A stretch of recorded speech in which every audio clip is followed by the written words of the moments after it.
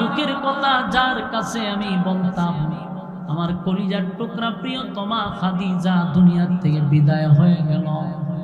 আমার এই জন্য কষ্ট লাগে না। আপনি আমার এই নিয়ামত দিছিলেন, আপনার দেওয়া নিয়ামত আপনি নিয়ে গেছেন, আমার কোনো কষ্ট নেই।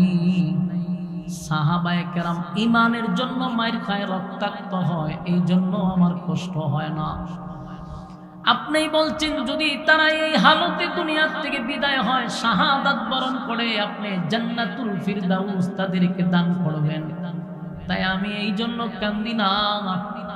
মালিক, একে একে আমি নির্যাতিত নিপীড়িত, আমার চাচাও মারা গেল, তাতেও আমার কষ্ট লাগে নাই। আমি নিজে মার খাইছি, রক্তাক্ত হয়েছি, আঘাতের চিহ্নগুলা শুকায় নাই। আমার এত মারছে, আমি এই জন্য কান্দি না, আমার কোনো কষ্ট নাই। আল্লাহ আপনি আমার 4টা ছেলে দিলেন, একে একে একে একে আমার 4 সন্তানকে আপনি নিয়ে গেলেন। একজন বাবার কাঁধে সন্তানের গেলে মানুষ আমারে পাথর মারে, আমার কষ্ট লাগে না। আপনার দিনের কাজ করতে গিয়ে আমি রক্তাক্ত হইলেও আমার যে কষ্ট লাগে না, আমার কষ্ট লাগে অন্যদের সাথে আমার চাচাও একত্রিত হইয়া আমারে পাথর মারে। আমার চাচা যখন আমারে পাথর মারে, মালিক আমি যে বরদাস্ত করতে পারি না। আমার চাচা তো জানে আমার মাও নাই, বাবাও নাই, আমার আত্মীয় স্বজন যারা ছিল তারাও দুনিয়ার থেকে বিদায় হয়ে গেছে। আমার আপন বলতে যেই চাচা থাকার কথা ছিল, সেই চাচাও তাদের সঙ্গে একত্রিত হইয়া আমারে পাথর মারে। আমার চাচার পাথরের আঘাতে আমি রক্তাক্ত হইছি। আমার যুবক ভাইরা, আল্লাহর নবী কান্দে আর বলেন, মালিক আমার কান্নার কারণ হলো আমি, আমার স্ত্রী মারা গেল, আমার চাচা মারা গেল, আমি নিজে রক্তাক্ত হইলাম, আমার সন্তানগুলা মারা গেল। উচিত ছিল আমার চাচা আর চাচি আইসা আমারে সান্ত্বনা দেওয়ার। কথা ঠিক নেই? আমি এতটা ব্যথায় ব্যথিত, এতটা কষ্টে জর্জরিত, আমার চাচা এবং চাচি তো আমারে সান্ত্বনা দেওয়ার দরকার ছিল। বিবি মারা গেছে, কেউ আমারে সান্ত্বনা দেয় নাই। চাচাটা মারা গেল, কেউ আমারে সান্ত্বনা দেয় নাই। আমি যখন তায়েব থেকে রক্তাক্ত হইয়া মক্কায় ফিরলাম, আঘাতের চিহ্ন আমি কারে দেখাইব? দেখানোর মতো কেউ নাই, আমার দুঃখ বুঝার মতো কেউ নাই। কিন্তু আফসোস, আমার চাচা এবং চাচি আমার সান্ত্বনাটাও দিল না। তাও আমার কষ্ট নাই, সান্ত্বনা দেয় নাই, তাতেও কোনো কষ্ট নাই। কিন্তু আমার কষ্ট লাগলো, মালিক আমার আপন চাচি হইয়া মানুষের কাছে গিয়া কয় আমি নাকি আবেতার, আমাকে আবেতার বলে গালি দেয়, আমার নাকি বংশ জমিনে থাকবে না, আমি নির্বংশা হয়ে গেছি, আমার লেজ কাটা আটকুড়া বলে আমার আপন চাচি মানুষের কাছে গিয়া কয়। আল্লাহ, আমি তো আপনার দিনের দাওয়াত দেই, আপনার কথা বলি, আমার চাচি আমার কাটা গায়ে কেন লবণ দিল, আমার সান্ত্বনাও দিল না। আমার সন্তান মারা গেছে, বাবা হিসাবে আমার মনে কষ্ট, কিন্তু আমার চাচি মানুষের কাছে গিয়া কয় মুহাম্মদের ধর্ম কেউ পালন করবা না, মুহাম্মদ দুনিয়ার থেকে বিদায় হয়ে গেলে তার দিন ধর্ম ধরে রাখার মতো কেউ নাই, তার ইসলাম টিকায় রাখার মতো কেউ নাই, কারণ তার সন্তান নাই, তার বংশ নাই। এই কথাগুলি বলে বলে মানুষের কাছ থেকে আমারে দূরে সরায়। আল্লাহ ডাক দিয়া বলে, বন্ধু এই বেতায় ব্যতীত হইয়া আপনি কান্দেন, বন্ধু চোখের পানি আপনি মুছেন, আপনার চোখের পানি আমি আল্লাহ বরদাস্ত করতে পারি না। বন্ধু আবু লাহাব আপনারে পাথর লইয়া গেছিল মারার জন্য, প্রতিবাদ আমি আল্লাহ করছি, মক্কার কেউ প্রতিবাদ করে নাই, আমি আল্লাহ নিজেই প্রতিবাদ করছি। আবু লাহাব বলছে আপনি ধ্বংস হয়ে যাওয়ার জন্য, আমি আল্লাহ বলছি তাব্বাত ইয়াদা আবি লাহাবিন ওয়া তাব্বা। আল্লাহ বলেন ধ্বংস হোক আবু লাহাবের 2 হাত, এবং আবু লাহাব ধ্বংস হয়ে গেল। প্রতিবাদটা তো আমি করছি। লাহাবিন ওয়া ইমরাআতু। আবু লাহাব বেশি বেশি বেশি করে তার মাল এবং সন্তান নিয়ে গর্ব করত, সন্তানের বাহাদুরি করত, আওলাদের বাহাদুরি করত, টাকার বাহাদুরি করত। আমি আল্লাহ বলছি আবু লাহাব তোর মাল আওলাদ দুটাই কোনো কাজে আসবে না, আসে নাই। আবু লাহাব একবার বউ করছে বাগনামে, এই সভ্য মহিলা, বেয়াদব মহিলা উম্মে জামিল, তার বিরুদ্ধে আল্লাহ দুইটা আয়াত নাজিল করে জানাইছে এই মহিলাকেও আমি জাহান্নামের শিখাময় আগুনে জ্বালাবো। আমার কথা কি আপনারা কান পর্যন্ত যান? প্যান্ডেলে কি আওয়াজ পাওয়া যায়? আপনারা কথা বলেন না। বলুন এই মহিলা কি ভালো না খারাপ?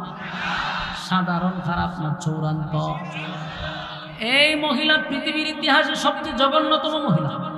যেই মহিলা রাসূল সাল্লাল্লাহু আলাইহি সাল্লামের আপন চাচী ছিল, কিন্তু এই মহিলা সবচেয়ে বেশি বিরোধিতা করছে। নবী মসজিদে গেলে এই মহিলা রাস্তার মধ্যে কাটা দিয়া রাখত। নবী কষ্ট পাইলে এই মহিলা লুকিয়ে লুকিয়ে মুস্কি মুস্কি হাসতো। নাউজুবিল্লাহ। কত খারাপ মহিলা! আল্লাহ এই মহিলার জাহান্নামের শিখাময় আগুনে আমি জ্বালাবো, পোড়াবো, জ্বালাবো, পোড়াবো। এবং যেই রশি দিয়া সে লাকড়ি বহন করত, আমি সেই রশি দিয়া তারে জাহান্নামে টেনে টেনে নিব। তাহলে বন্ধু, আবু লাহাব আপনার বিরোধিতা করছে, প্রতিবাদটা কিন্তু আমি আল্লাহ করছি। আপনার বিরুদ্ধে কেউ কথা বললে স্বয়ং আমি আল্লাহই প্রতিবাদ করি। জুরে কোন সুবহান। আমার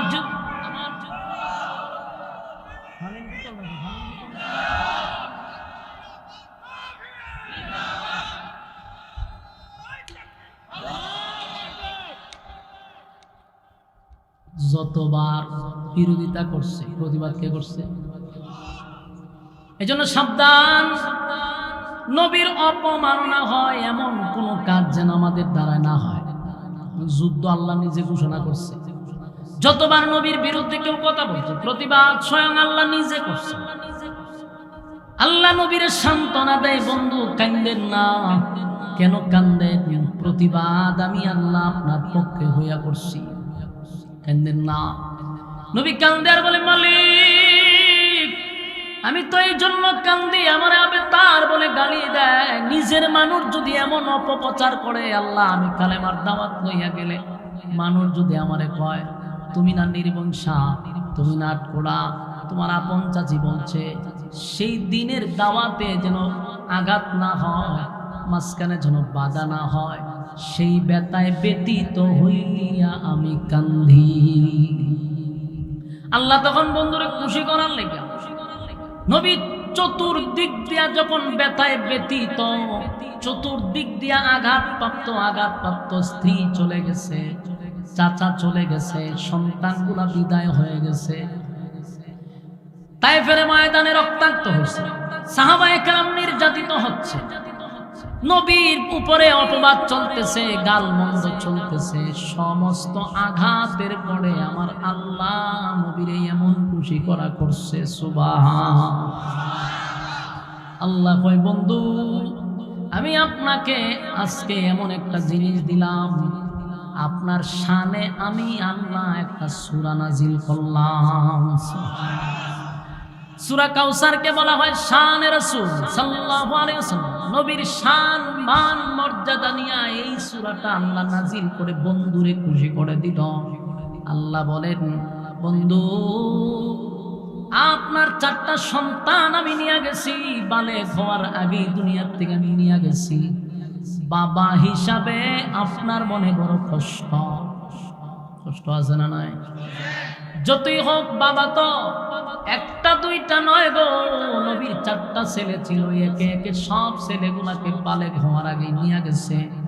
বাবা হিসাবে আমার নবীর মনে কষ্ট। আল্লাহ কয়, আপনার 4টা সন্তান নিয়ে আমি আপনাকে যে কষ্ট দিলাম, বন্ধু ছেলে নিলাম 4 জন, আর আপনার রুহানি সন্তান দিলাম হাজার হাজার কোটি। সুবহান। সন্তান নিছে কয়জন? আর আপনারে দিছি আমি হাজার হাজার কোটি কোটি কোটি রুহানি সন্তান। সুবহানাল্লাহ।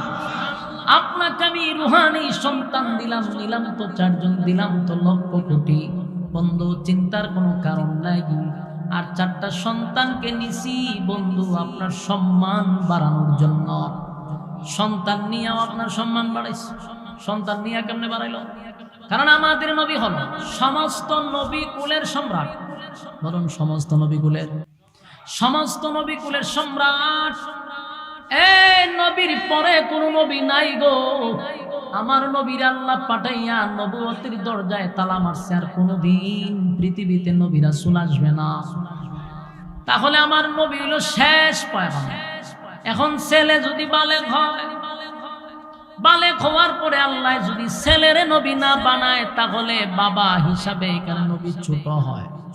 কেমনে ছোট হয়? কারণ ইব্রাহিম খলিলুল্লাহর ছেলে ছিল, পয়গম্বর, ঠিক নেই? এই ইয়াকুব নবীর ছেলে, ইউসুফ পয়গম্বর, নবীর ছেলে নবী হইল।